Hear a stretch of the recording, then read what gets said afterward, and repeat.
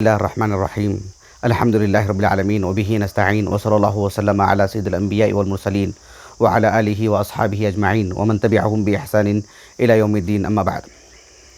شرح کتاب الصوم کی 13ویں نشست ہے، اور اس نشست میں انشاءاللہ ابھی میں نے کچھ دیر قبل اعتکاف سے متعلق ایک بات میں نے آپ کے سامنے ذکر کیا تھا کہ اعتکاف کہاں کی جانے والی عبادت ہے، مکانی اعتبار سے، مسجد میں یا گھر میں۔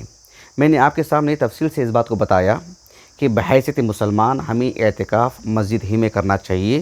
قرآنی آیات، احادیث مبارکہ اور اہل علم سے متعلق میں نے ابن قدامہ رحمہ اللہ کا وہ قول نقل کیا تھا جس میں آپ نے کہا، خاص کر رجال سے متعلق، کہ لا نعلم خلافا بین اہل العلم۔ میں نے اس بات کو ذکر کر دیا ہے۔ میں نے ایک بات آپ کے سامنے یہ کی تھی کہ علماء احناف، چونکہ ہم ہندوستان میں رہتے ہیں اور بر صغیر میں احناف کی کثرت ہے، تو عمومی طور پر فقہ حنفیہ وہی رائج ہے، تو لوگوں میں وہی دین کے طور پر جو ہے تسلیم کیا جاتا ہے۔ مکمل ڈھانچہ لوگوں کے پاس دین کا جو تصور ہے وہی ہے۔ ایسے میں یعنی ایک مسلمان کو یہ معلوم ہونا چاہیے کہ اللہ سبحانہ و تعالیٰ نے جو شریعت اللہ کے رسول کو دی ہیں صلی اللہ علیہ وسلم، تو ایسے میں اہل علم کے مابین اختلاف کسی معاملے میں ہو سکتا ہے۔ ہر ایک کا اپنا ایک علم کا ایک مستویٰ ہے۔ اہل علم کی عزت و احترام کے ساتھ حق کیا ہے، اقرب الی السنہ کیا ہے، وہ ہم کو لینا چاہیے۔ یہی سبھی اصحاب علم نے یعنی اپنے اپنے تلامذہ کو صلاح دی ہیں، یہی ان کی رہنمائی کی ہیں۔ ایسے میں خواتین سے متعلق یہ بات کہ خواتین کہاں اعتکاف کریں گے، اور پھر لاک ڈاؤن کے اس مرحلے میں مرد حضرات چونکہ وہ بھی گھر میں ہیں تو وہ اعتکاف کہاں کریں گے۔ دو باتیں میں فی الحال اس نشست میں آپ کے سامنے رکھوں گا۔ پہلی بات یہ ہے کہ جہاں تک مسئلہ خواتین کا ہے، آپ اس اصول کو اچھی طرح معلوم کر کے رکھ لیں۔ ایک حدیث مبارکہ ہے جسے امام ابو داؤد السجستانی رحمہ اللہ اپنے السنن کی کتاب الطہارہ میں اس حدیث مبارکہ کو لائے ہیں کہ ام المومنین عائشہ اس کی راویہ ہے رضی اللہ عنہا۔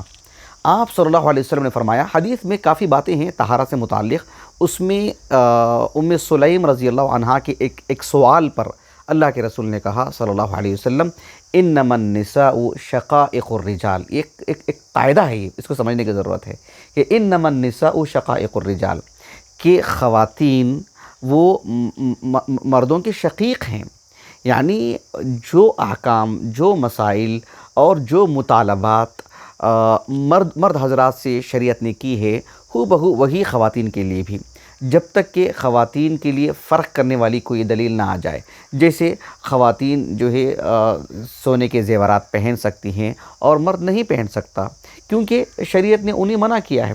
تخصیص کی دلیل کہ مرد یہ نہیں کریں گے، عورتیں یہ نہیں کریں گے، یہ صرف مرد کریں گے، یہ صرف عورتیں کریں گے، جب تک کہ یہ فرق کرنے والی دلیل الگ سے زائد دلیل نہ آ جائے، کوئی بھی حکم ہو شریعت کا، اصلاً مرد اور خواتین دونوں اس میں مساوی ہیں، یکساں ہیں، دونوں کے لیے ایک ہی مانا جائے گا۔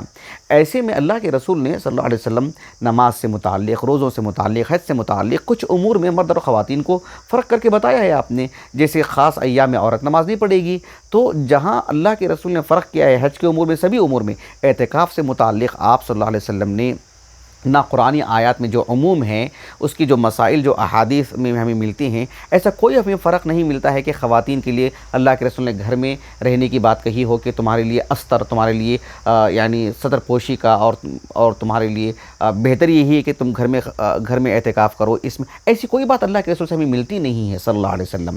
قابل غور بات، میں نے ابھی جو پہلی والی نشست میں صحیح بخاری کی جو کتاب الاعتکاف ہے، اس کی اس میں اس کا جو پہلا باب ہے نا، یہ قابل غور ہے۔ آپ دیکھیں، آج کل صحیح بخاری تقریباً رہتی ہے سب کے گھروں میں، اور اس کا ایپ بھی ہے، آپ سامنے رکھ کر کے دیکھیں۔ جو طلبہ ہیں، میں ان کی خاص کر بات کر رہا ہوں۔ آپ دیکھیں امام بخاری رحمہ اللہ نے جو باب قائم کیا کہ باب الاعتکاف فی العشر الاواخر من رمضان والاعتکاف فی المساجد کلہا، یہ جو باب امام بخاری نے قائم کیا ہے، اس میں کئی باتیں آ جاتی ہیں۔ یعنی اللہ کے رسول صلی اللہ علیہ وسلم رمضان کے آخری عشرے میں اعتکاف کرتے تھے۔ اس کے بعد باب کا جو دوسرا حصہ ہے، یہ قابل غور ہے، اس میں کئی باتیں ہیں۔ اس میں تقریباً 3 باتیں معلوم ہوتی ہیں، یعنی الاعتکاف فی المساجد کلہا، 3 باتیں۔ پہلی بات، اعتکاف دنیا کی سبھی مساجد میں ہو سکتا ہے، یعنی کوئی خاص مسجد نہیں ہے اس کے لیے۔ جیسے ایک اختلافی مسئلہ ہے کہ جو ہے مسجد حرم اور مسجد نبوی اور مسجد اقصی، ان تینوں مسجدوں میں ہی اعتکاف ہوگا۔ بہرحال تو امام بخاری رحمہ اللہ نے باب میں ایک بات یہ سمجھائے کہ جو ہے وہ آج کا ہمارا موضوع نہیں ہے، ہم اس میں نہیں جانا چاہتے ہیں، تو یہ سمجھانا چاہتا ہوں کہ اعتکاف دنیا کی سبھی مساجد میں ہوگا۔ ایک مسئلہ یہ واضح ہوا۔ دوسرا مسئلہ کہ مسجد ہی میں اعتکاف ہونا چاہیے، کیسے؟ الاعتکاف فی المساجد کلیہا، یعنی صرف مساجد سے متعلق ہی وہ بات ہے۔ تیسری چیز جو قابل غور ہے اور اس نشست میں جو مجھے آپ کو سمجھانا ہے وہ یہ ہے کہ عورتوں سے جڑی ہوئی بات کہ امام بخاری رحمہ اللہ نے اس باب کے تحت جو حدیثیں لائے ہیں، پہلی حدیث تو وہ لائے ہیں جو حدیث ابن عمر ہے، جس میں آپ علیہ الصلاۃ والسلام کا اعتکاف بتایا گیا ہے، اور اس میں اعتکاف کی جو جگہ بتائی گئی ہے نافع رحمہ اللہ کو عبداللہ بن عمر نے، اس کا تعلق مسجد سے ہے جو صحیح مسلم میں موجود ہے۔ اسی باب میں امام بخاری رحمہ اللہ نے ام المومن عائشہ رضی اللہ عنہا سے مروی وہ حدیث بھی لائے ہیں، جس میں آپ صلی اللہ علیہ وسلم کی ازواج مطہرات مسجد نبوی میں اللہ کے رسول کے شانہ بشانہ صلی اللہ علیہ وسلم خواتین کا جو حصہ تھا اس میں وہ اعتکاف کے لیے بیٹھ گئی تھیں، ان کے بھی خیمے لگ گئے تھے۔ اللہ کے رسول صلی اللہ علیہ وسلم نے جب دیکھا تو ان کو جو ہے وہاں سے اٹھا دیا، اور خود آپ بھی اٹھ گئے اور آپ نے شوال میں اس کی قضا کی۔ یعنی جس باب کو امام بخاری نے قائم کیا ہے کہ الاعتکاف فی المساجد کلیہا، اس میں اس حدیث کو بھی لائے ہیں اس طرف اشارہ کرنے کے لیے کہ خواتین بھی مسجد میں اعتکاف کریں گے، کیونکہ یہ جو حدیث امام بخاری نے اس باب کے تحت لائے ہیں، کچھ ابواب کے بعد امام بخاری رحمہ اللہ نے مستقل الگ سے باب قائم کیا، باب اعتکاف النساء، اور اس میں بھی وہی حدیث لائے ہیں جو اس باب میں لائے ہیں۔ یعنی خواتین بھی اعتکاف کر سکتے ہیں، ہاں کر سکتے ہیں، اس کے لیے الگ باب۔ کہاں کر سکتے ہیں؟ اسی حدیث کو یہاں لا کر کے اس طرف اشارہ کیا آپ نے کہ خواتین بھی مسجد میں اعتکاف کریں گی۔ یہ بہت اہم بات ہے۔ یہاں ایک بات میں آپ کو بتانا تھا کہ ایک اشکال جسے کہتے ہیں، یعنی لوگوں میں ایک طرح کا جو ہے اشکال ہے، ایک حدیث سے استدلال کیا گیا ہے کہ خواتین مسجد میں گھر میں اعتکاف کر سکتے ہیں۔ ایک حدیث مبارکہ ہے جسے امام ابو داؤد السجستانی رحمہ اللہ اپنی السنن کی کتاب الصلاۃ میں لائے ہیں۔ عبداللہ ابن مسعود رضی اللہ عنہ کہتے ہیں کہ آپ صلی اللہ علیہ وسلم نے فرمایا، صلاۃ المرأۃ فی بیتها افضل فی حجرتها۔ یہ جو حدیث مبارکہ ہے قابل غور ہے۔ صلاۃ المرأۃ فی بیتها افضل فی بیتها، ایک افضل من بیتها، ایک خاتون اپنے نہیں حدیث ایسی ہے کہ صلاۃ المرأۃ فی بیتها افضل من صلاتها فی حجرتها، حدیث اس طرح سے ہے۔ ایک خاتون کا اپنے گھر میں نماز پڑھنا، یعنی گھر سے مراد یہ گھر کا ایک جیسا حال ہوتا ہے، ایک روم ہوتی ہے، ایک صحن ہوتا ہے، تو ایک خاتون اپنے گھر کے صحن میں بھی نماز پڑھ لے سکتی ہے، اس کا اپنا صحن ہے، اس پہ بھی جو ہے ستر پوشی ہے، کوئی باہر سے دیکھتا نہیں ہے۔ صلاۃ المرأۃ فی بیتها افضل من صلاتها فی حجرتها۔ حجرہ عربی زبان میں اس کمرے کو کہتے ہیں جو نیچے بنے ہوئے رہتے ہیں، جو اوپر بنے ہوئے رہتے ہیں، انہیں غرفتن کہا جاتا ہے۔ یعنی ایک خاتون کا اپنے صحن میں پڑھنے کے بجائے اگر اپنے گھر کے اندر کا جو کمرہ ہے اس میں پڑھتی ہے نماز، تو وہ زیادہ افضل ہے، اس کے لیے ثواب کے اعتبار سے زیادہ بڑی بات ہے۔ ایک بات اسی حدیث میں، دوسری بات اللہ کے رسول نے یہ کہا صلی اللہ علیہ وسلم کہ وَصَلَاتُهَا فِي مَخْدَعِهَا أَفْضَلُ فِي بَيْتِهَا۔ ایک خاتون کا اپنے گھر کے ایک کمرے میں نماز پڑھنا، جو اجر و ثواب اسے ملے گا اس سے کہیں زیادہ ثواب اس کے مخدع میں پڑھنے میں ملے گا۔ مخدع کہتے ہیں جسے ہم کہتے ہیں نا کوٹھری، بالکل اندر کا کوئی حصہ ہوتا ہے نا، جہاں انسان کی بالکل بے حد قیمتی جو اثاثہ ہوتا ہے، جو قیمتی اشیاء ہوتے ہیں، جو بڑی چیزیں ہوتی ہیں، جہاں چھپا کر کے الگ سے جگہ رکھتے ہیں، اس جگہ میں جا کر کے نماز پڑھتی ہے تو زیادہ افضل بات ہے۔ یہاں اس حدیث کو رکھ کر کے یہ کہا جائے کہ خاتون کی جگہ، خاتون کی جو مسجد ہے اس کا گھر ہے، اور گھر میں بھی وہ جو اندر کی کوٹھری ہے وہ اس کی جگہ ہے، تو وہ اس کی مسجد ہوئی تو وہیں پر وہ اعتکاف کر سکتی ہے۔ یہ بالکل ہی یعنی درست استدلال نہیں ہے۔ کیوں؟ اس لیے کہ خاتون کو اللہ کے رسول نے صلی اللہ علیہ وسلم گھر میں پڑھنے کی بات کہی ہے، اس کو افضل بتایا ہے، اور اس میں بھی اندر کا حصہ، لیکن اس کا یہ معنی ہرگز نہیں ہے کہ آپ اسے مسجد کا نام دے دیں۔ کیا وہ عرف میں مسجد ہے؟ کیا وہ سماجی زندگی میں کوئی اسے مسجد کہتے ہیں؟ کیا شرعی اعتبار سے جو اصطلاح ہے مسجد کے، وہ مسجد کی تعریف اس پر جو ہے مطلب منطبق ہوتی ہے؟ بالکل اسے کوئی مسجد کہتے ہیں۔ کیا کوئی اس میں تحیۃ المسجد پڑھے گا؟ اس میں اگر عورت حائضہ ہو جائے تو کیا وہاں سے نکل کے آ جائے گی، مسجد میں نہیں جائے گی وہ؟ یا مسجد سے جڑے جتنے بھی مسائل ہیں سب اسے جڑے ہوئے ہیں، تو پھر وہ مسجد کیسی ہوئی؟ وہ مسجد نہیں ہے۔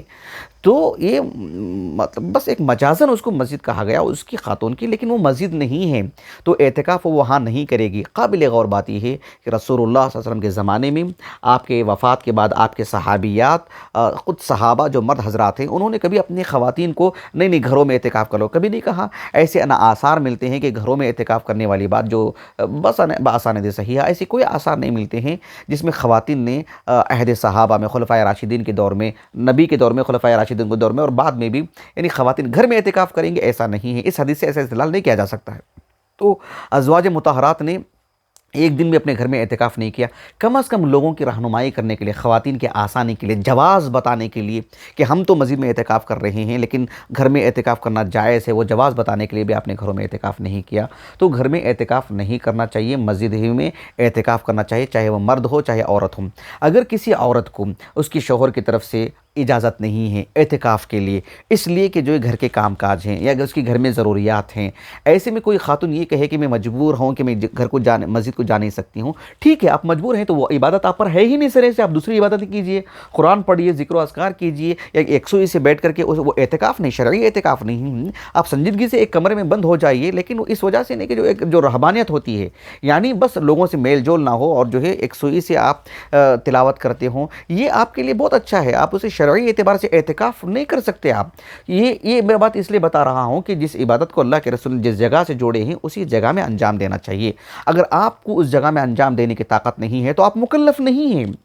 تو یہ ایک بات ہوئی۔ آخری بات جو میرے اس نشست سے متعلق کہنا ہے کہ لاک ڈاؤن کے اس مرحلے میں عام طور پر مرد حضرات جو سلفی حضرات ہیں ان کی طرف سے یہ سوالات آ رہے ہیں، حالانکہ بر صغیر میں ہم دیکھتے ہیں کہ سبھی سلفی حضرات الحمدللہ، مرد ہوں کہ خواتین ہوں، سب مسجد میں اعتکاف کرتے ہیں۔ تو لیکن اس مرحلے میں یہ سوال کیا جا رہا ہے کہ کیا اپنے گھر میں ہم اعتکاف کر سکتے ہیں، کس لیے مسجد جا نہیں سکتے ہیں؟